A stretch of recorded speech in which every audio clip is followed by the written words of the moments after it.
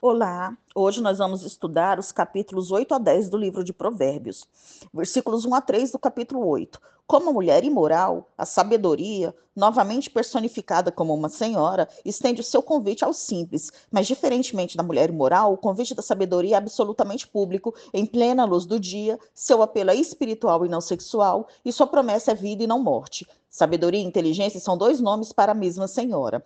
Versículo 4. Homens e filhos dos homens são expressões que se estendem a toda a humanidade. A sabedoria, no papel de um instrutor, dirige-se não a filhos ou a alunos, mas a todas as pessoas. Não existe elite de classes nessa questão do aprendizado da sabedoria. Ela é para todos. Versículo 5. Os ingênuos e tolos, embora não tenham abraçado a aliança, eles ainda são convidados a fazer isso. Versículos 6 a 9. As virtudes da sabedoria estão resumidas em tudo que é excelente, reto, verdadeiro e justo. A senhora sabedoria descreve o caráter reto de seu discurso, em contraste com o discurso da mulher adúltera e o daqueles que usam suas palavras para propósitos perversos.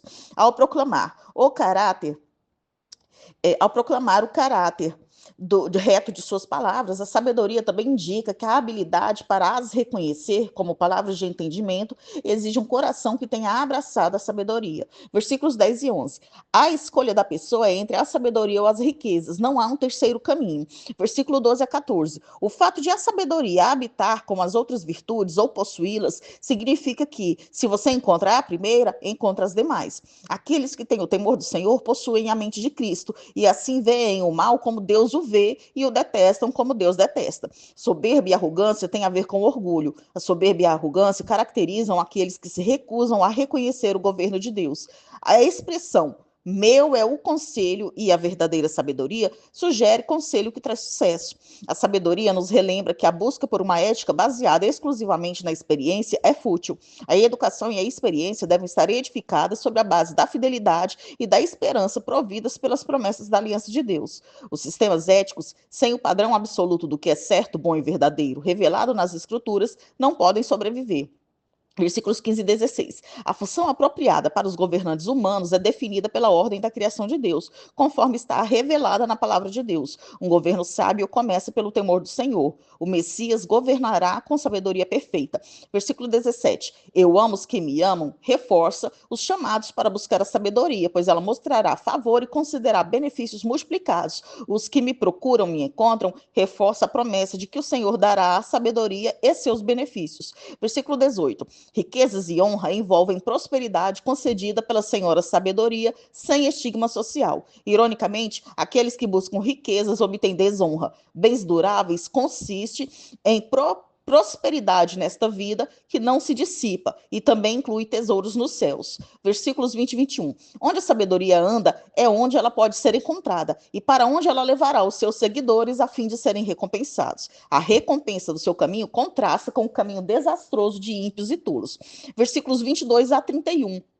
A sabedoria era possuída por Deus antes do começo da terra. A sabedoria testemunhou todo o restante da atividade criadora de Deus e foi um artífice na criação. Por essa razão, a sabedoria está numa posição singular para explicar a criação aos mortais. Visto que a sabedoria é uma habilidade baseada em conhecimento, ela não é realmente uma entidade que possa ser criada. Portanto, esse é um modo figurado de dizer que Deus é a sua fonte. Consequentemente, a verdadeira sabedoria só pode vir de Deus. O conceito de que Deus gerou a sabedoria também comunica a ideia de que tudo que Deus criou e tudo que ele faz é resultado de sua infinita sabedoria. Uma vez que a sabedoria existia antes da criação e esteve envolvida na criação, e porque a mesma coisa é dita de Cristo, a sabedoria tem sido identificada com Cristo. No entanto, o Novo Testamento nunca cita provérbios, nem a palavra hebraica para sabedoria, que é Sofia, Sofia, em relação à preexistência de Cristo. Além disso, Provérbios 8, versículos 22 a 25, declara que a sabedoria foi possuída, ungida e gerada, mas Cristo é coeterno com o Pai. A sabedoria foi uma espectadora durante a criação, mas Cristo é o Criador. Cristo é o Criador. Cristo manifesta a sabedoria de Deus na expiação, na qual a sabedoria não teve nenhum papel. Cristo é semelhante à sabedoria em alguns aspectos, porém é muito superior. Ele é a fonte, a expressão máxima da sabedoria. Versículos 32 a 36. Uma vez que a sabedoria é a antiga e estava com Deus na criação e se alegra com a humanidade, ela pode ensinar as pessoas a serem verdadeiramente bem-aventuradas. A solução é ouvi-la, não ignorar sua instrução e desejá-la a ponto de permanecer junto às suas portas, para não perder o seu convite. Alcançar favor é tornar-se alguém em quem o Senhor se deleita e a quem ele abençoa. Rejeitar a sabedoria é autodestrutivo. Estes versículos exaltam os benefícios da sabedoria mediante o viver fiel à aliança. Vocês serão felizes, encontrarão vida e alcançarão o favor do Senhor, são as razões dadas para atender ao chamado da sabedoria. A declaração final de que todos os que me odeiam amam a morte indica que aqueles que praticam o que a sabedoria odeia mostram por suas afeições que estão no caminho que leva, não à vida e ao favor, mas à injúria e à morte. Agora nós vamos estudar o capítulo 9, versículos 1 e 2 do capítulo 9. A senhora sabedoria está preparando um banquete para dedicar sua casa. As 7 colunas, o número da perfeição, sugere que essa casa era grande e durável. Preparar o vinho indica que provavelmente ele continha mel ou aromas. Simbolicamente, a sabedoria está pronta para compartilhar sua instrução agradável e benéfica. Versículos 3 a 6. Por meio de suas criadas, que são suas mensageiras, a sabedoria faz seu convite público. Suas criadas são os sábios, os mestres, os pastores e os pais. Ela convida os simples, os que têm falta de entendimento, para que deixem o próprio caminho e andem pelo caminho dela que leva à vida. Não há caminho intermediário. Se eles não escolherem a sabedoria, acabarão como escarnecedores. Versículos 7 a 9. O mestre é advertido a evitar o ímpio. Isso encoraja o simples a não se tornar um obstinado e malévolo zombador, nem um indivíduo ímpio e hostil, mas sim um indivíduo bondoso, sábio e justo, que crescerá em entendimento. O sábio nunca chega ao ponto em que não poderá se tornar mais sábio. Versículo 10. Os sábios são ensináveis porque são humildes e possuem o temor do Senhor. Versículo 12. Este versículo enfatiza ainda mais a responsabilidade individual de responder ao chamado da sabedoria e reconhecer seus benefícios. Versículos 13 a 18.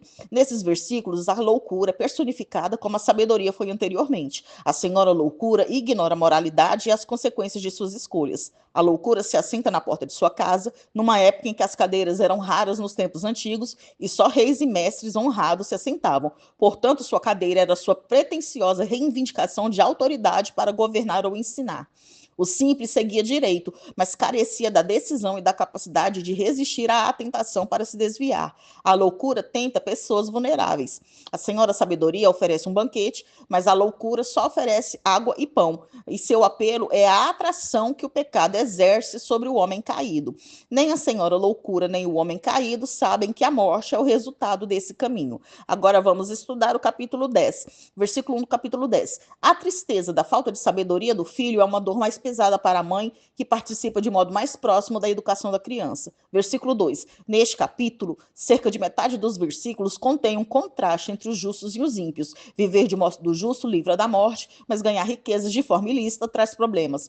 Versículo 3. Por certo tempo, pode parecer que os perversos conseguem realizar seus desejos. No final, Deus elimina suas realizações porque eles são maus. Versículos 4 e 5. O trabalho duro e a prudência são recompensados. Há uma admoestação para que se trabalhe e fuja da preguiça para evitar a pobreza.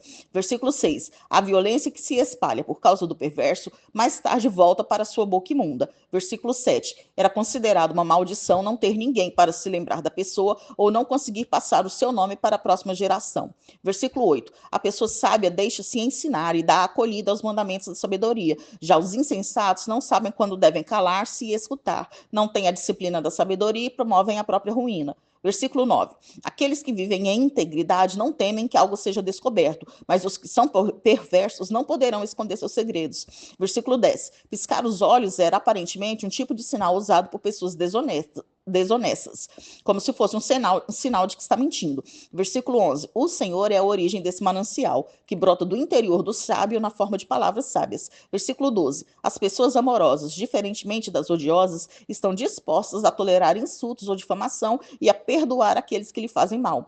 Versículos 13 e 14. Este é um caso em que 2 versículos esclarecem um ao outro, embora cada um possa permanecer por si só. O que não tem juízo e o insensato provavelmente apressaram sua destruição, enquanto os sábios e os que acumulam conhecimento e falam sabiamente evitam a condenação pública nesta vida e igualmente a destruição eterna. Versículo 15. O objetivo deste provérbio é convidar à reflexão sobre o benefício da riqueza em contraste com o efeito destrutivo da pobreza. Ainda que a riqueza possa ser como uma fortaleza que oferece segurança, recursos e proteção contra o infortúnio, a pobreza leva apenas à ruína e por isso não deve ser abraçada por preguiça ou romantismo. No entanto, ainda que haja benefícios vindos da riqueza, é um erro colocar a confiança na riqueza e não no nome do Senhor, pois os tesouros conseguidos de forma iníqua não servem para nada. Versículo 16. O trabalho do justo é suficiente para torná-lo bem-sucedido, mas o lucro do perverso proporciona mais oportunidades para pecar. Versículo 18. Aquele que odeia os semelhantes pode tornar-se um mentiroso ou um tolo. O que procura esconder seu ódio acaba falseando, e uma vez que seu comportamento seja descoberto, é considerado tolo. A única saída é admitir para Deus seus sentimentos de ódio e pedir que ele mude seu coração, ajudando-o a amar ao invés de odiar. Versículos 19 a 21. Estes 3 versículos contrastam o caráter produtivo e prudente do discurso do justo com o vazio explícito do que está escondido no discurso do tolo. Sabedoria é reter a língua, pois falar demais aumenta as chances de pecar. As ações do justo produzem o que é bom não apenas para si mesmo, mas também para os outros. Versículo 22. Quando o Senhor dá bênçãos materiais, ele não as dá de má vontade ou com condenação, mas liberalmente e com alegria. Versículo 24. Os ímpios temem a punição. O significado dessa frase parece ser que o justo julgamento de Deus é inevitável. Versículo 25. Como um furacão destrói tudo que está em seu caminho, assim a ira de Deus destruirá o perverso. O justo nunca será removido pela ira de Deus. Versículo 26. O vinagre tem uma qualidade adstringente que irritava os dentes. A pessoa preguiçosa é um fator desagradável que causa desgosto ao seu empregador.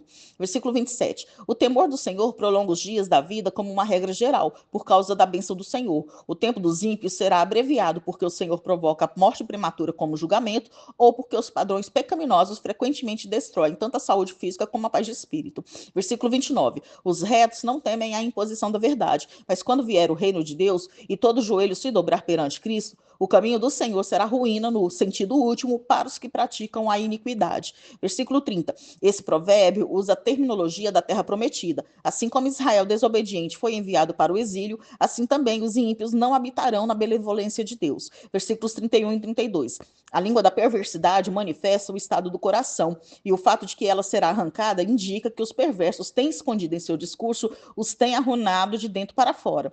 Os lábios do justo manifestam um coração que produz sabedoria, que é uma bênção para si mesmo e para os outros. Nós terminamos aqui o estudo dos capítulos 8 a 10 do livro de Provérbios.